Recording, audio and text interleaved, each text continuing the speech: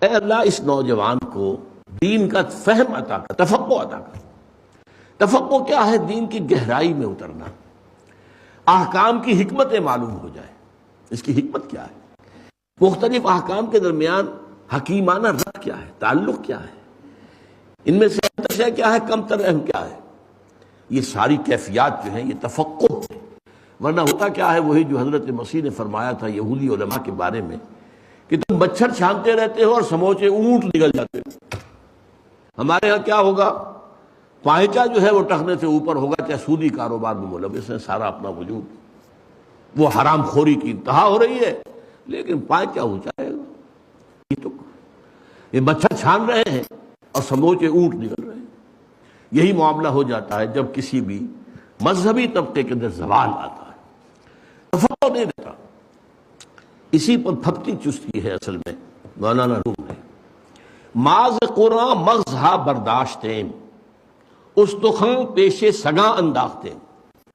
اگرچہ اس کا دوسرا مصرع مجھے پسند نہیں ہے، کاش کہ مولانا یہ نہ کہتے۔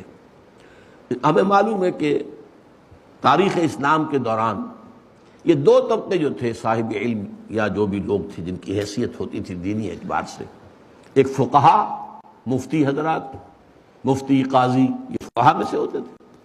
ایک صوفیہ جو تزکیہ نفس، اللہ کی محبت، دنیا سے کی محبت کو دل سے نکالنا۔ اب یہ دونوں کے درمیان چشمک رہتی تھی، یہ ان پر فکریں چوش کرتے تھے، یہ ان پر فکریں چوش کرتے تھے۔ یہ کیا ہیں؟ یہ لوگ پڑے ہوئے ہیں، یہ تو صرف جو ہے وہ یہ استنجے کے ڈھیلے گنتے رہتے ہیں، کتنے ڈھیلوں سے استنجا پورا ہو جاتا ہے۔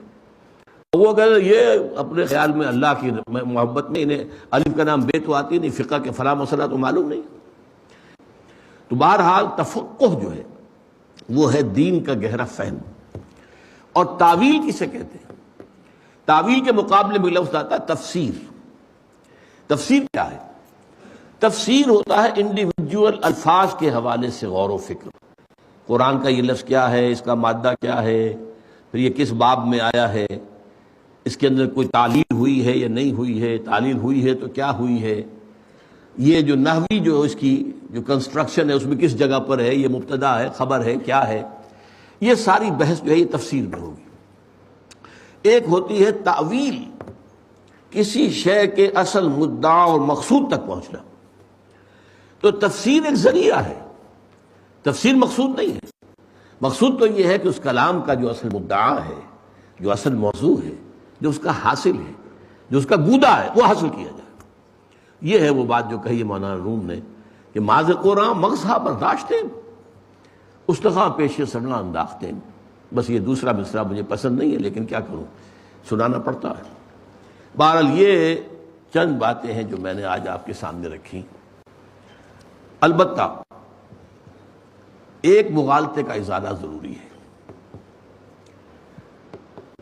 اللہ تعالیٰ کا ایک ہے فعل یا عمل، ایک ہے اس کا قول یا کلام۔ ان دونوں میں تضاد نہیں ہو سکتا۔ عام انسان کے بھی اگر قول و فعل میں تضاد ہو تو آپ اسے گھٹیا سمجھتے ہیں۔ لما تقولون ما لا تفعلون، کیوں کہتے ہو جو کرتے نہیں۔ کبر مقتا عند اللہ ان تقولون ما تفعلون، کیوں بہت بڑا گناہ ہے اللہ کے نزدیک، غضب میں اللہ کو لانے والی شے ہے یہ تم کہو جو کرتے نہیں۔ اب اللہ کا عمل کیا ہے؟ اس کائنات کی تخلیق، ابداع، اس کی تقدیر، اس کی تدبیر۔ سبح اسم ربک الاعلی الذی خلق فسوی والذی قدر فہدی۔ یہ اللہ کا عمل ہے، کون چلا رہا ہے، کس نے بنایا؟ یہ قوانین فطرت کس نے بنائے؟ یہ دن اور رات کا الٹ پھیر کون کر رہا ہے؟ یہ سب اللہ کا عمل ہے۔ ایک ہے اللہ کا قول اور کلام، وہ وحی کے ذریعے سے آتا رہا ہے۔